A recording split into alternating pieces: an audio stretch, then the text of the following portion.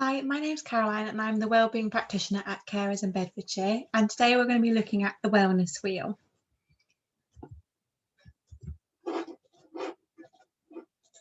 So today's presentation we're going to look at what is the Wellness Wheel, the different components of the Wellness Wheel, how to improve our well-being using the Wellbeing Web, setting SMART goals, and about self-care.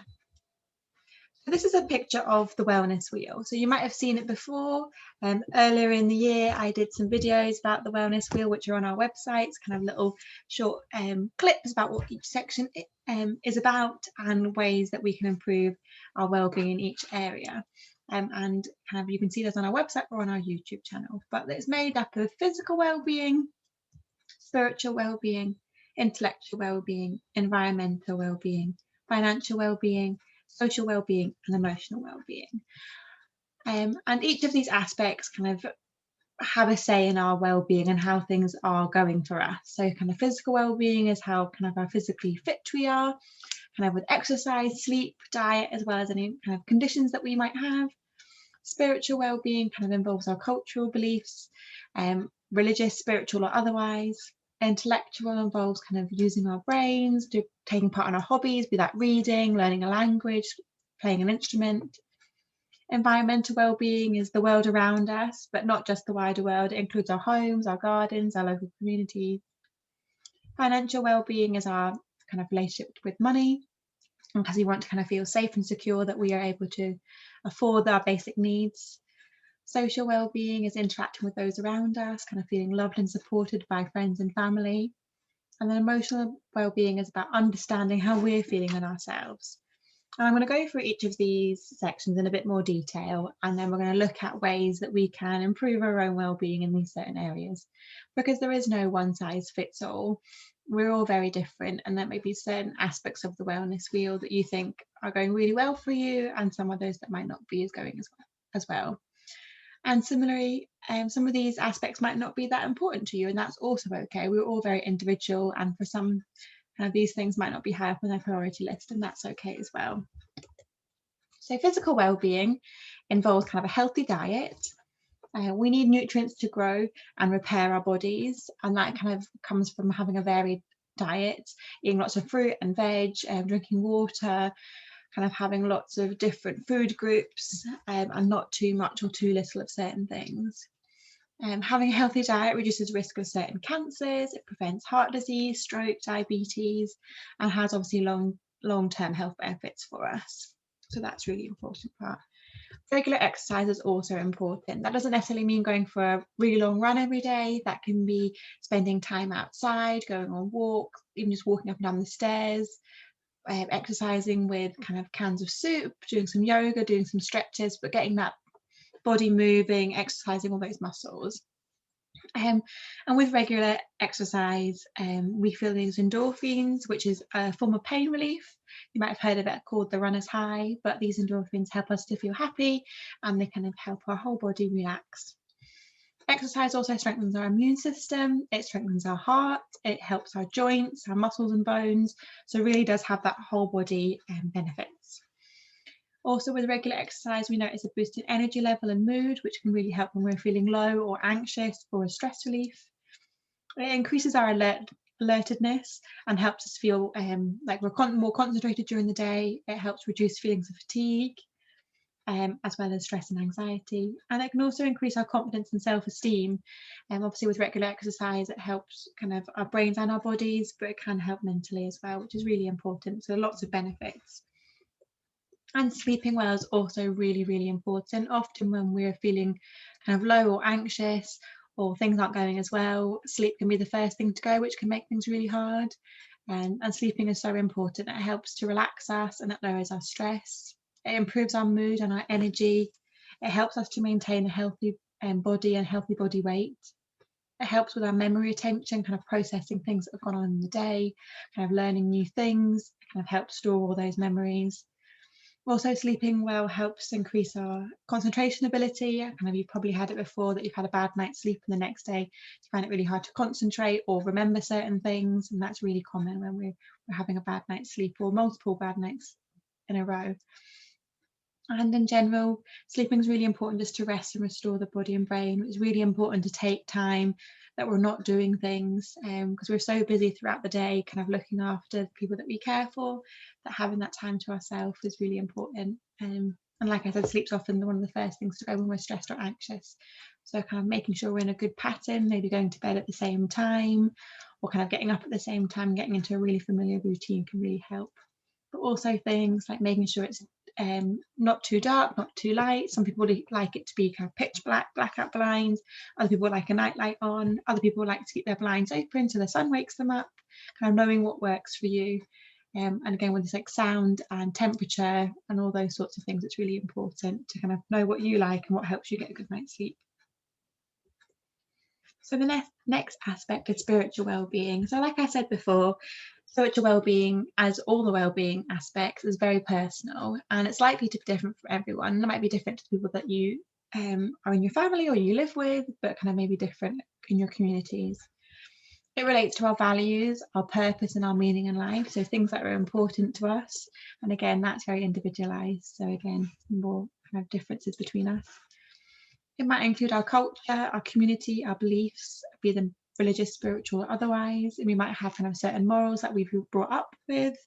We might have kind of undergone parenting that we agree or disagree with, and that might have changed kind of our beliefs and our values. But yeah, kind of spiritual well-being kind of incorporates all those sorts of things. And focusing on spiritual well-being is really helpful to help us reflect on the situation, resolve any problems we may face, and accept and grow from these challenges. Because once we know what things are important to us, what value we have, what we feel our meaning in life is, then making these big choices can kind of help with that clarity for that, because we know kind of what we want our end goal to be, or what we're working towards, or what's important to us.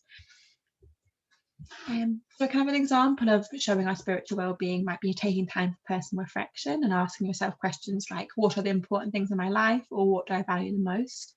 Because often we know what things that we think are important, or we think we do, or we know kind of our rough values, but we rarely take time to sit down and really think them all through. So actually taking time for personal reflection can be really beneficial to kind of actually write down and think about, okay, so family is important to me because, and list why that's important, or success is important because for what reason, or kind of spending time with friends is really important, or having independence is really important, kind of thinking of all these things and why they're important to you. And that could also be things writing down how you're feeling, kind of how can help you process your emotions. It can help you reflect on the day that's gone by, and helps you kind of understand what's important to you if you're not really sure. And also kind of spiritual well-being, it could be time in prayer, it could be time meditating, it could be time doing yoga, kind of taking that time to kind of look inward and just kind of focusing on you. And then the next one is intellectual well-being, so keeping our minds active and flexible by practicing existing skills or learning new ones.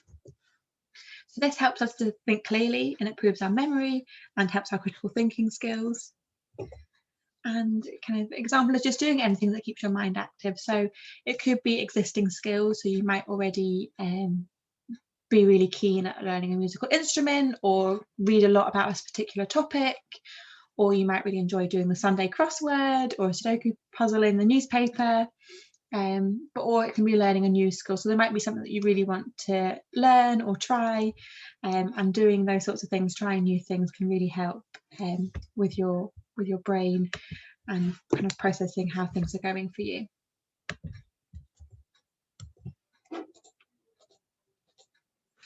So the next aspect of the wellness wheel is environmental well-being. So that's taking care of the world around us. And like I said, it doesn't necessarily have to be the whole wider world.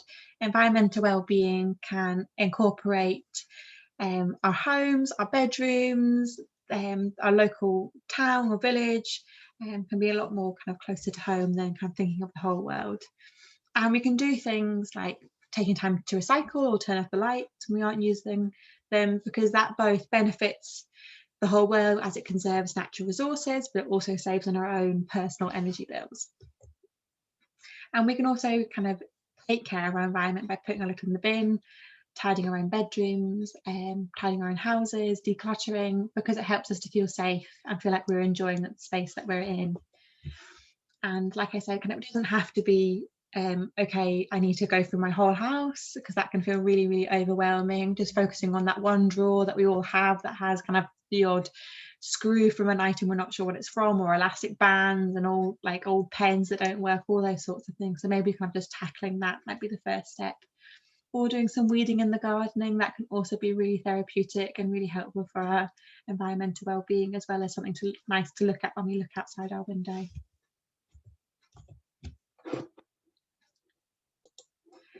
Yeah, so the next aspect of our wellness wheel is financial well-being. So this is our relationship with money and our money management skills. So some of us just are better with money, or have a positive or a negative relationship with money. It can be dependent on kind of your experience, kind of how you've grown up, or how you've kind of had difficulties throughout your life, and again, very individual. And we all kind of want to feel financially secure. We want to have the resources to meet our daily needs, and maybe a bit more to kind of have things that we want. And this can really be a big cause of stress if you kind of don't know if you're going to be able to pay bills on time, or you can't kind of afford the right level of care. It can be really stressful. So kind of one area to tackle it is trying to create a budget. So that can be for a week, for a month, for a year, or even kind of further ahead if you feel comfortable planning it. But sometimes it can be really hard to plan really far ahead.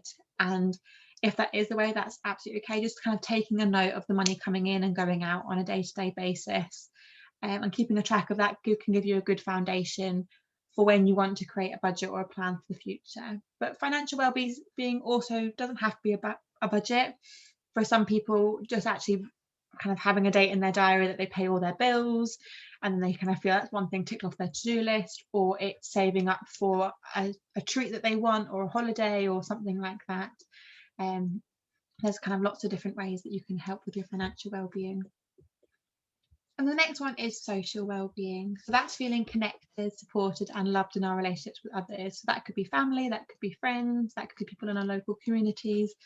But as humans, we are very social creatures. It's really hard, like it has been for the past year, being so isolated and having kind of those restrictions on what we can and can't do, or who we can and can't see. I know that's been very difficult for a lot of us, if not all of us. So social well-being is really important, that we kind of find ways to kind of get those connections in different formats. As kind of being social improves our mood, it helps with productivity, it helps strengthens our relationships, and it also supports a healthy brain. And obviously, as we kind of start increasing our social activity, kind of as lockdown restrictions ease, it is really natural to kind of feel a bit more anxious as there's more people around, or maybe to feel quite tired by kind of spending time with people we've not done it as much as we kind of used to. And we kind of feel like, oh, I should be used to speaking with other people. I used to do it loads, but kind of as we've adjusted into kind of the COVID restrictions, adjusting out will kind of take just as long. So taking things at your own space is really, really crucial. So yeah, you could spend time with family and friends where possible. You can use Zoom or FaceTime if you want to, if you kind of don't feel comfortable going out just yet, or going on walks, or waving to our neighbours. And as things kind of ease up, hopefully people will slowly start to feel more comfortable trying new things, but obviously take it at your own pace. And it's okay to set boundaries for yourself and others if you're not quite there yet. Next is emotional well-being. So being able to identify, acknowledge, and understand our feelings. And this is actually a really tricky one for a lot of us. Often we are feeling a lot of emotions at once, and we can feel really overwhelmed, and we can't pinpoint the exact thing that's going on for us, or we feel so overwhelmed that we start to feel a bit numb, that we can't process what's going on because it's all too much for us. So kind of having time to actually look inward, a bit like with our spiritual well-being, but actually specifically with our feelings and what's going on for me today. How am I feeling? What do I think is causing these feelings? What's kind of that impact? And kind of there is no such thing as a kind of a good and bad feelings. That all feelings are completely valid. Some feel comfortable, some feel really nice, and some just don't feel comfortable. And that's okay. It's okay to feel sad, it's okay to feel angry, it's okay to feel low sometimes, but it's then kind of what we do with those emotions. So if we feel angry, that's absolutely fine, but how are we re-expressing that anger? Are we expressing it in a way that's helpful to people around us? or is it a way that's kind of destructive? And kind of, we might feel lots of different feelings in a day or all at once, and again, that's completely normal. But yeah, your kind of impact on your mood of others around you, or even on yourself. Often when we kind of feel low for lots of kind of days in a row, we can have that negative cycle. So kind of having a think about, oh, what things do I enjoy doing to help kind of counteract my mood? And being able to notice how we are feeling is important, as it helps us to improve our self-awareness and make positive changes. So like I said, if you're able to notice when you're feeling low or feeling anxious or feeling stressed, that's really great, because then you can start to implement those changes when you start to feel those emotions. So for you, when you're stressed, you might start to notice that you find it hard to concentrate, or you get quite emotional, or you feel that you're really irritated all the time. And once you notice those symptoms for you, you can start thinking, oh, I've been a bit irritable today. Maybe I'm stressed due to X, Y, and Z. Okay, maybe I should do something to help myself relax, to try and reduce that stress. So it helps you kind of make those changes, and being aware is the first step to kind of be able to make changes. And it also helps in our relationship with others, as we're able to communicate how we're feeling and ask for help should we need it. A lot of people sometimes think asking for help is a sign of weakness, but it's actually a really strong sign of strength. Being able to identify that things aren't going as well as they could be, or maybe you want them to, and asking for help is a really strong thing to do to try and get that extra support in. And there's lots of places out there that can offer support, but kind of just knowing the places to look. And so yeah, so an example of kind of working on emotional well-being is taking time to notice how you're feeling, kind of doing a bit of a body scan, kind of just sitting quietly and noticing kind of maybe where you're holding tension in your body, or if you're feeling stressed or overwhelmed, what does that feel like for you? And compare it to times when you feel really happy or you feel like relaxed. What's the difference in the kind of the physical symptoms? Because for example, feeling excited and feeling anxious can feel really similar. We get that increased heart rate, we might be a bit more sweaty, we might speak really quickly, and we might kind of have that butterflies in our stomach. And that feels very similar from when we're excited, say like going on a roller coaster, to feeling anxious, feeling nervous to kind of go and see friends for the first time in a long time. And so taking time to check in with ourselves is really important. Yeah, so thinking now, if we've gone through those, you might think, I've thought of already, oh, I know one area that I'm doing really well in, or one area that I really struggle in. But having a time to think, what would you like to work on for yourself? So for this activity now, if you have a bit of paper and a pen, it would be really, really great that you can kind of do that activity as we go through it. But if you want to just watch and do the activity later, that's also okay. But once you've got your paper, I want you to draw a line from top to bottom. So it's normally easy if you have your paper landscape, but you can have a portrait if you want as well. But draw a line from top to bottom. And then from left to right, so you have a cross. And then do 2 diagonal lines. So you have kind of an asterisk sort of star in the middle of your page. And then what we're going to do is we go around all the tips of all the asterisks, we're going to write in a different area of well-being. So you can start wherever. I'm just going to start from the top and go clockwise round. You can do kind of whatever order that you want, it doesn't really matter. So at the top, you're going to put physical well-being. You can draw pictures if you don't want to write the words, it's absolutely fine. And then you're going to do spiritual well-being. You've then got your intellectual well-being, your environmental well-being, your financial well-being, then your workplace well-being. So you might be in full-time work, or your caring role might be your full-time job, or it might be a bit of both, but that's kind of what your workplace well-being is. And then you've got your social well-being, and then you've got your emotional well-being. So you'll now have something that looks similar to this on your page in front of you. And then what we're going to imagine now is in the middle, where all these lines cross, is going to be 0. And then right where we've wrote the title is 10. So we're going to imagine that 0 is low and that 10 is high. So having a think for the first one. Okay, so for my physical well-being, where do I think I'm at the moment from 0 to 10? So if 0 is the lowest and 10 is the highest, how do I think I'm doing for my physical well-being? And then I'm going to put a dot or a star or a cross, whatever you want to do, on that line where I think I am. And there is no right or wrong answer for this. It's however you're feeling. There's no test. It's just kind of a way for you to assess how things are. So once you've done your physical well-being, we're going to go on the way around. And rate your spiritual well-being from 0 to 10, kind of thinking kind of how in touch do you feel with that at the moment. And then the same for intellectual well-being from 0 to 10. How are you feeling in that area?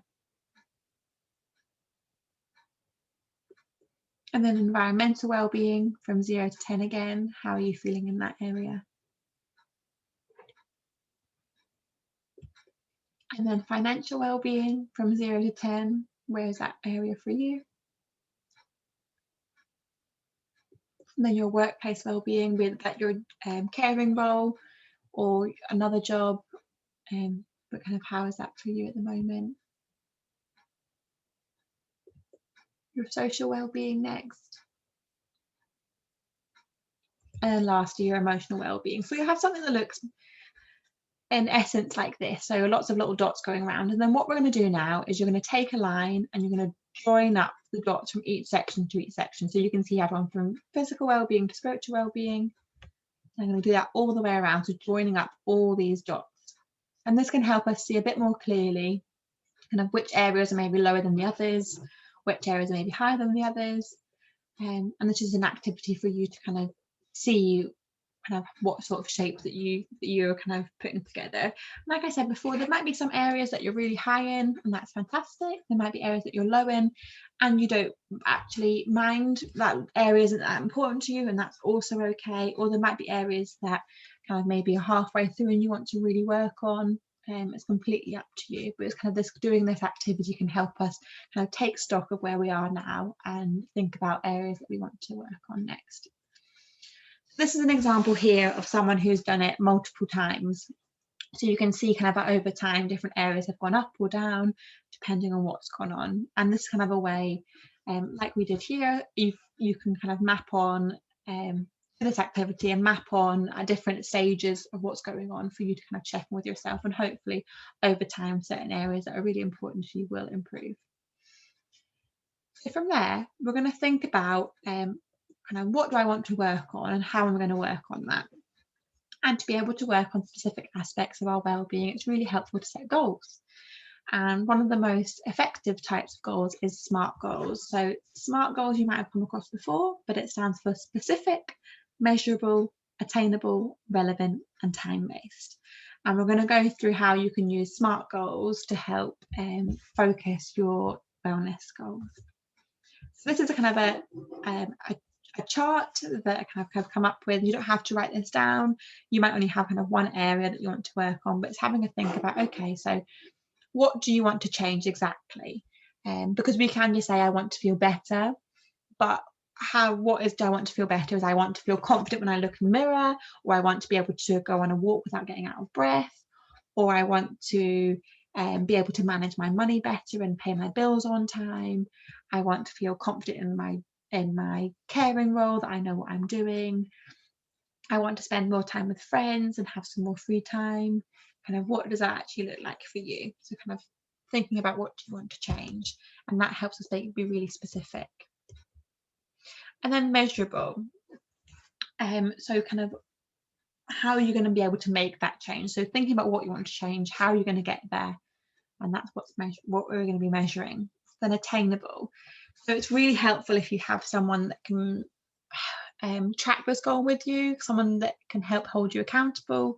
And that might be a friend, it might be a partner, it might be someone that you live with, it might just be yourself, and having a post-it note reminder or having your goals written somewhere to prompt you can help you, but everyone's slightly different. And then relevant. So making sure it links to an area of your well-being that you're kind of motivated to improve, or that you think is really important. Like I kind of said before with your values, if you're working on something that you don't actually carry much value in, then you're not going to be motivated to do it. For example, if you hated running and said, oh, I'm going to go on a marathon every month, you're just not going to do it because it's not important to you. Whereas if actually I want to spend time with my family, and I'm going to book in a walk every other week with my cousins or grandchildren, or even children, parents, anything like that, kind of that's something that aligns with your goal. And then time-based. So thinking if there's when do you want to do this by? Is there a goal time that you want to do it by? Do you want to work towards something, or is it kind of something you want to work on long term? So now I'm going to kind of go through some potential suggestions, and you can obviously pick the same ones or you can do different ones. This is just to give you an idea of how to kind of set goals. So for example, for my physical well-being, I know that regular exercise is really important, sleeping well is really important, eating healthier eating is important. So that might be 3 goals that I want to work on. I might pick one that I want to work on. I might pick an entirely different goal. But thinking about these 3 things, what can I do to help make this change? So for regular exercise, I might plan to go on 3 walks a week.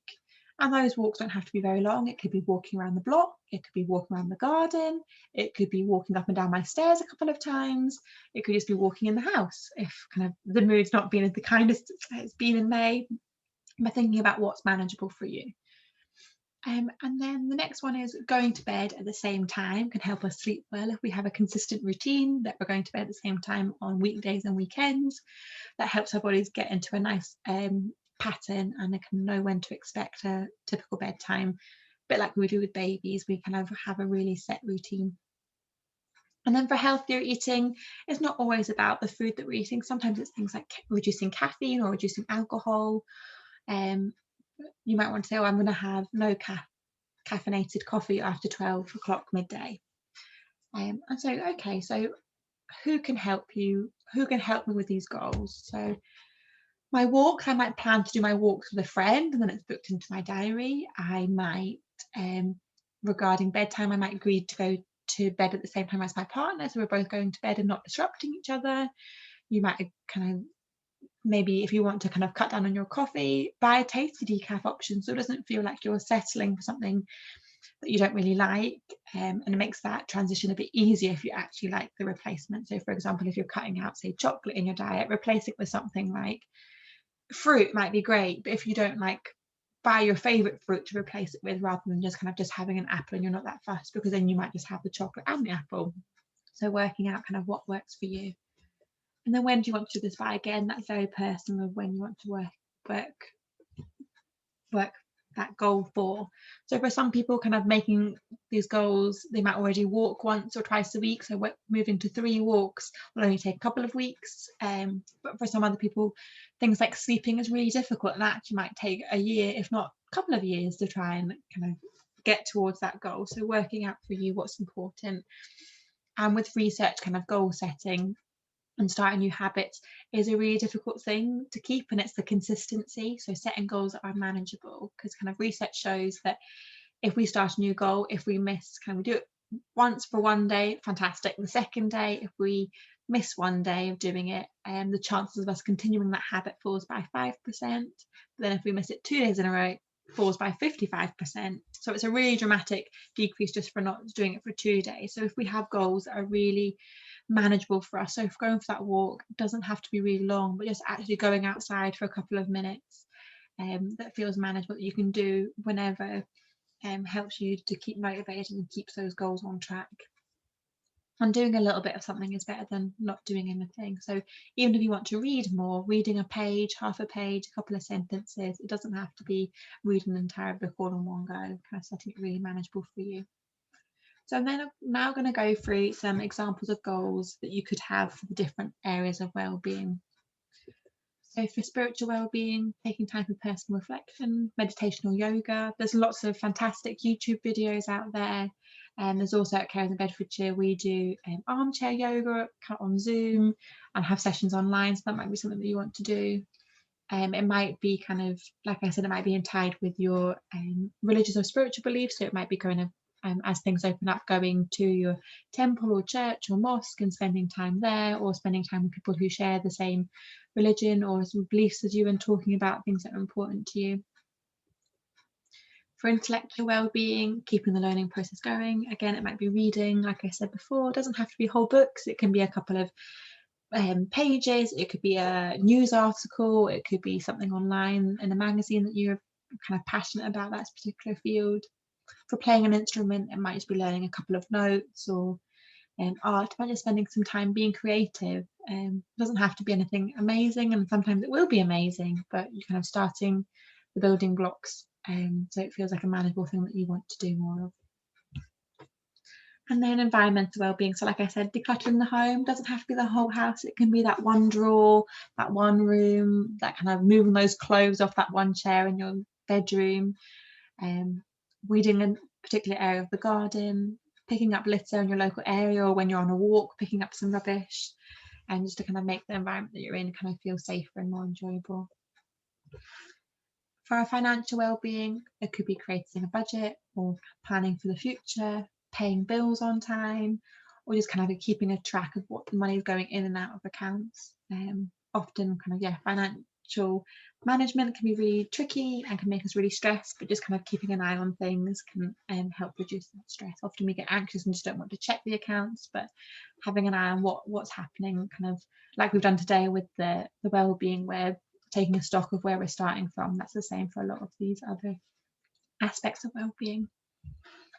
Then workplace well-being. So if you're working on screens a lot, taking lunch break away from the screens, giving time to rest your eyes. It might be kind of doing things for continuous professional development or webinars.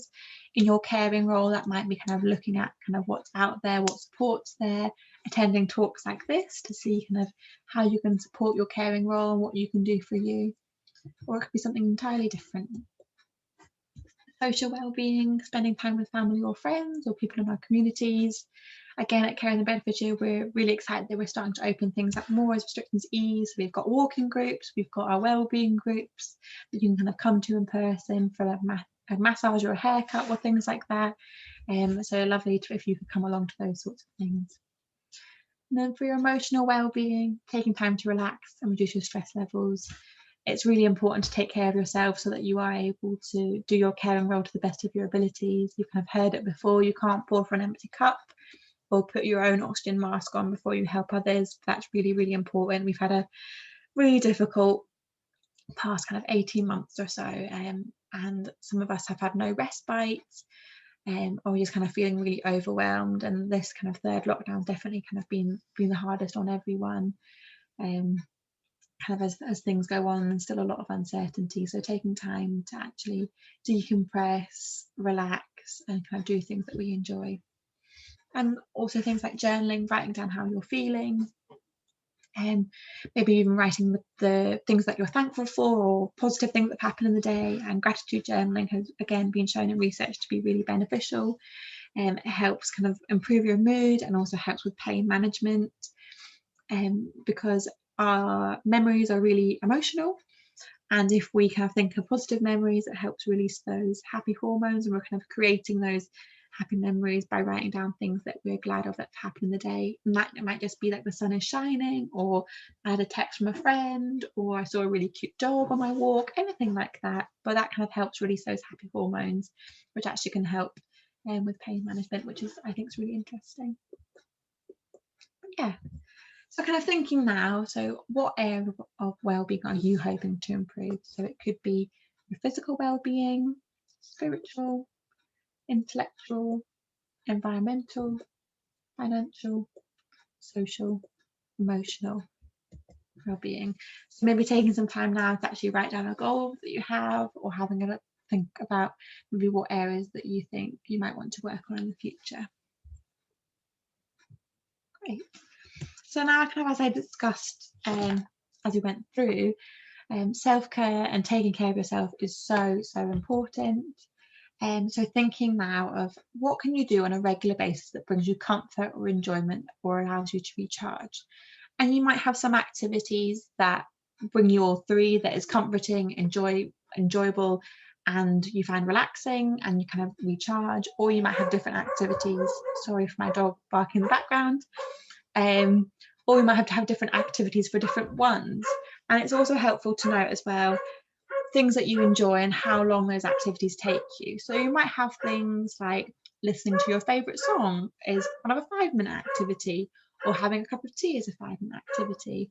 Or you might have things that maybe are like half an hour of having a nice relaxing bath, or reading a book, or even longer things like an hour or 2 hours for watching your favourite TV show or TV programme. But if you kind of think about things that you enjoy or find like a stress relief or as a comfort, having a list of these and kind of the time it takes is really helpful, because then when we have that pocket of time spare, we're not wasting the time thinking of things that we could do. We have a list of go-to activities that we know that we're going to enjoy, and having kind of things to hand that are easily accessible. So if we enjoyed baking, having like the things that we need to make cupcakes or brownies to hand, instead of thinking, oh, I could do baking, but I've got to go to the shops, or what do I need? It can actually end up feeling more of a task than something that we enjoy. So I'm going to take us through some examples of self-care, and again, kind of leading to those different elements of the wellness wheel. So for example, for physical well-being, sleep, stretching, walking, kind of a physical release. So for some people that could be things like boxing, martial arts, it might be kind of yoga, it might be kind of ripping up a bit of paper that has got like a negative thought written on it, but actually kind of physically letting go of those emotions to stop them building up inside. It also might be things like crying. Crying is an emotional release that kind of physically let go of those feelings that we're holding inside. Eating healthy food, we kind of are a natural response. We've had a really stressful week, we might kind of reach for that chocolate bar, the packet of crisps, or that glass of wine. But we know kind of if we eat healthier foods and make those healthy food choices, we're likely to feel better afterwards, rather than kind of feeling a bit worse for wear after we've kind of had all that comfort food after a stressful week. And also rest is really important. That could be sleeping, or just taking some time just to sit and relax outside or inside to kind of just slow everything down. So for emotional well-being, stress management, how do you cope with your stress? Is it talking to people? Is it kind of forgiving others? Is it showing compassion and kindness to both ourselves and others? Often we are our kind of own worst enemies at times. We can say things to ourselves that we wouldn't dare say to other people, and treating ourselves with that same kindness and compassion is really, really important, because we need to take care of ourselves. Also having emotional maturity to manage situations. Some situations can feel really overwhelming, and we kind of forget that we have 100% success rate of coping. We are like, no matter kind of this past 18 months have been really, really tough, but we've made it through this far.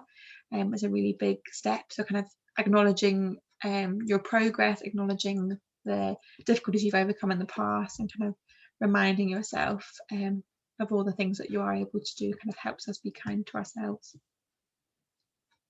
And then for social well-being, setting boundaries can be really important.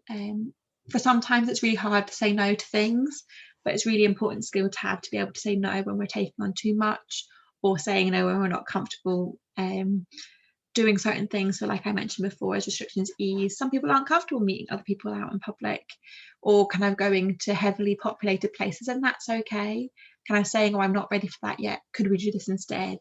And being respectful of each other's boundaries is still really important. Owning people's choices. Building up a support systems, be that professional networks with kind of people like the Bedfordshire Wellbeing Service, or CAMS, or carers in Bedfordshire, or social workers, or things like that, or just kind of the friends and family and communities around us. Positive social media is really important. I know kind of a lot of people I've spoke to during the pandemic have found the amount of news that's on all the time, but talking about kind of as the kind of new variants, talking about restrictions, can actually be really stressful for them. So reducing the amount of times that they're looking at the news or watching the news. And that's the same with social media, kind of maybe muting accounts or deleting accounts that you're kind of looking at that are actually having a negative effect on your well-being, be that Facebook or Instagram or anything like that. So if you kind of catch yourself looking at posts and actually thinking, oh, actually this makes me feel worse, and thinking about maybe restricting time on it, or kind of muting that person or unfollowing them, and that's absolutely okay to do those things to protect your own well-being. And then there's communicating, talking to people. Like I kind of said before, we are social creatures as humans, and kind of isolating and being alone is a really, really difficult feeling. So trying to communicate with others in any way that we can, be that on groups, on forums, kind of texting people, calling people, waving to our neighbours when we walk down the street, anything like that. And spending time together again in any capacity that we can, and then asking for help should we need it. Help is out there, and help kind of us at Carers in Bedfordshire, we want to help in any way. So if you do have problems, please do call us or email us for the support. And then spiritual well-being, that could be time alone, meditating, doing yoga, feeling a connection with nature or with people, or with people who have share the same beliefs or values as you. It might be journaling or having a sacred space, whether that's going to a sacred space or having a sacred space in your own home. And then for kind of the last 3 areas in regards to self-care, so personal self-care, it's about doing your hobbies, kind of getting to know yourself and your personal identity, honouring your true self. That's kind of thinking about what's important to you and is what you're doing aligning with those values. Environmental or space, kind of being safe in your environment, a kind of healthy living environment, making sure that you feel secure and stable, having an organised, tidy space that you feel that you can move around safely in, that you feel like you know where everything is, you've got the things that you need to survive. Financial well-being, saving, budgeting, money management. For some people it's splurging, buying themselves a purchase to treat themselves if they can afford to, or just paying those kind of bills. And then for work time, again, this applies to our caring role, managing our time well, having work boundaries. So kind of, for example, if we maybe have a carer coming in for a couple of hours, trying to have those couple of hours the carer's in, that we are doing something for us, so that we're not kind of having 2 people caring for the same person if they don't need it, and we actually have that time to have respite. And having a positive workspace, so if you work in a certain area or your room or your home, kind of keeping that nice and tidy, or kind of putting maybe your laptop away at the end of the day. And taking time to do more learning should you want to do it, but also time away from the screens as well. Yeah. But I hope this session's been helpful for you. For those who are kind of joining on live, I'll pause the recording shortly and then we can have a kind of discussion about what we've talked about. But should you need any further support or want to ask any questions about what we've covered today, you can contact us at Carers in Bedfordshire on 0300 111 1919. You can email myself at wellbeing@carersinbeds.org.uk, or to get me directly, it's caroline.carter@carersinbeds.org.uk. And then lots of this information and all the things about what's going on at Carers in Bedfordshire is on our website at www.carersinbeds.org.uk. Thank you.